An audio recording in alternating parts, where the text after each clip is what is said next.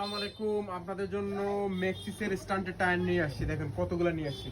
আপনারা যারা অর্ডার করতে চান এখনই আমাদের হোয়াটসঅ্যাপ অথবা ফেসবুক পেজে চাইলে অর্ডার করতে পারেন। ম্যাক্সিসের হুকর্ম টায়ারগুলা আমাদের স্টকে আছে। এটা 26 সাইজের 2.5 সাইজ, 26x2.5 ম্যাক্সিসের অরিজিনাল।